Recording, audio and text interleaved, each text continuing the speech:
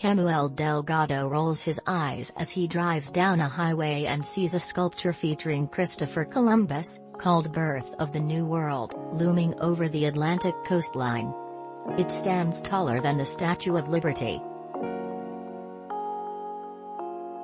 Though granted U.S. citizenship in 1917, Puerto Ricans who reside in the island territory aren't allowed to cast ballots for president, and they're denied voting representatives in the U.S. and Senate. Delgado says it's hard to live with the humiliation of having 1 foot in and 1 foot out of your own country.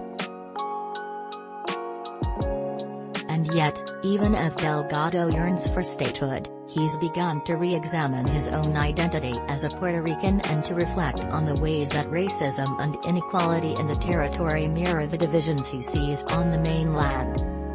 The island's former glory as a vital transit point for captive Africans flowing into the Americas, and for gold and silver flowing back to Europe, is evident from the moment the cannon towers and hulking ramparts of Old San Juan come into view on the descent into the city's airport.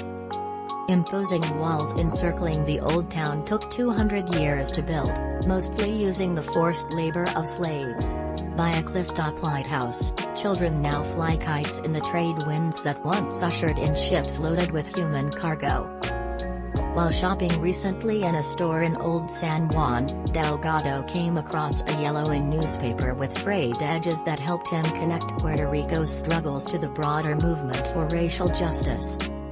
It's a copy of a pro-independence publication from the 1960s, filled with articles lashing out at attempts by lawmakers at home and in Washington to prevent Puerto Ricans from flying the island's flag or determining their own future.